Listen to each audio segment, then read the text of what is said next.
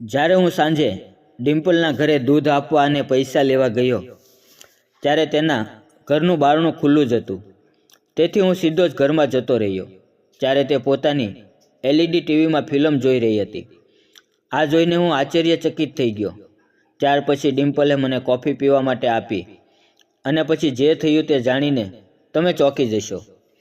કારણ કે ડિમ્પલે મારી સાથે દોસ્તો, મારું નામ વિજય છે અને હાલ મારી ઉંમર 22 વર્ષની છે. મારા માતા પિતાના મૃત્યુ પછી ઘરની બધી જ જવાબદારી મારા પર હતી. કારણ કે ઘરમાં મોટો હું હતો. મારા કરતાં 4 વર્ષ નાની મારી એક બહેન છે. હું મારા અભ્યાસ સાથે સાથે હું એક દૂધ ડેરીમાં નોકરી પણ કરતો હતો. હું દરરોજ સવારે 4 વાગ્યે ઉઠતો હતો અને નોકરી પર જતો રહેતો. હું એક શહેરના લોકોને સવારે દૂધ આપતો. મારી ગોકુલધામ સોસાયટીમાં રહેતા લોકોને દરરોજ દૂધ આપવાની નોકરી હતી. આ સોસાયટીમાં લોકો ખૂબ જ સારા હતા. આ સોસાયટીમાં લગભગ 40 ઘર હતા. બધા લોકો મને ખૂબ જ સારી રીતે ઓળખતા હતા. વાર તહેવાર હોય ત્યારે આ સોસાયટીના લોકો મને ખૂબ મીઠાઈઓ આપતા, કારણ કે તેમને ખબર હતી કે હું એક ગરીબ પરિવારનો છું. હું સવારે 4 વાગ્યે નોકરી પર જતો અને 9 વાગ્યે ઘરે પાછો આવતો. ત્યાર પછી હું કોલેજ જતો અને સાંજે 7 વાગ્યે પાછો નોકરી પર જતો. આજે રાતના 9 વાગ્યે ઘરે આવતો. મારી બહેન મને સાંજનું ટિફિન બનાવીને આપતી.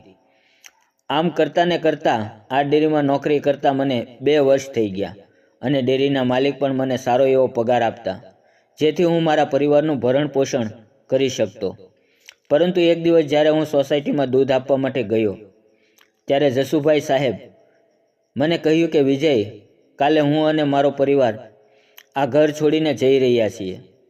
પરંતુ આ ઘર મેં ભાડે આપ્યું છે, તો કાલે એ લોકો આવે ત્યારે તું એમને વાત કરી લેજે કે એમને દૂધ જોઈએ છે કે નહીં. ત્યારે જસુભાઈને મેં કહ્યું ઠીક છે એમ કહીને હું જતો રહ્યો.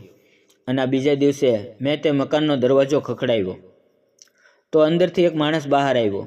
તો મેં તેમને કહ્યું કે હું આ સોસાયટીમાં દૂધ આપું છું. જો તમારે સવાર સાંજ દૂધ લેવું હોય તો તમારું નામ લખાવવું પડશે. ત્યારે તેણે મને કહ્યું કે હા, મારે 500 ગ્રામ સવાર સાંજ દૂધ લેવાનું છે, પરંતુ મારા ઘરે મારી પત્ની હશે, કારણ કે મેં હૈદરાબાદમાં એક કોન્ટ્રાક્ટ લીધો છે. હું ત્યાં જવાનો છું, એટલા માટે તું મારી પત્નીનું નામ લખ. મારી પત્નીનું નામ ડિમ્પલ છે. ત્યારે મેં કહ્યું સવાર સાંજ હું તમારી પત્નીને દૂધ આપીશ. ત્યારે તે માણસે કહ્યું પૈસા પણ મારી પત્ની જોડેથી લઈ લેજે. ત્યારે મેં કહ્યું ઠીક છે સાહેબ. એમ કહીને હું આગળ ચાલ્યો અને બાકીના ઘરમાં દૂધ આપીને પાછો ઘરે આવ્યો. અને પછી જ્યારે હું ડિમ્પલના ઘરે દૂધ આપવા ગયો તો તે મારી રાહ જોઈ રહી હતી અને મને કહેતી હતી કે કોઈ તકલીફ હોય તો મને જરૂર કહે, કોઈ મારી જરૂર કરે. ત્યારે મેં કહ્યું કે તમારો આભાર. આ જમાનાના લોકો બીજાના દુઃખની ક્યાં કોઈ કિંમત છે. તમે સારા કહેવાઓ કે મારી મદદ કરવા તૈયાર છો. એમ કહીને મેં ડિમ્પલને દૂધ આપીને હું આગળ વધ્યો. હું જ્યારે પણ ડિમ્પલને દૂધ આપવા માટે જાઉં ત્યારે ડિમ્પલ એકદમ ટૂંકા વસ્ત્રો જ પહેર્યા હોય તે જોઈને હું નીચે જોઈ લેતો. ત્યારે ડિમ્પલ મને કહેતી કે વિજય, આ બધું તો આજના જમાનામાં નોર્મલ કહેવાય. જોને મારા પતિ પણ છેલ્લા 1 અઠવાડિયાથી બહાર છે અને હું અહીંયા. હું કોની સાથે ટાઈમ પાસ કરું? ઘરે એકલી રહીને હું કંટાળી ગઈ છું. મેં ડિમ્પલને કહ્યું છૂટા આપશો કે પછી આપશો? ત્યારે ડિમ્પલે કહ્યું કે સાંજે આપીશ. ત્યારે મેં કહ્યું ઠીક છે એમ કહીને હું આગળ ચાલ્યો. સાંજે હું પૈસા લેવા ગયો ત્યારે ડિમ્પલના ઘરનું બારણું ખુલ્લું જ હતું. તેથી હું સીધો જ ઘરમાં જતો રહ્યો. તે પોતાની LED ટીવીમાં ફિલ્મ જોઈ રહી હતી. હું મૂવી જોઈને ચકિત થઈ ગયો અને ત્યાર પછી હું ઘરની બહાર નીકળી ગયો. અને ત્યાર પછી મેં ડિમ્પલને બૂમ પાડી અને કહ્યું કે દૂધ આપવા અને પૈસા લેવા આવ્યો છું.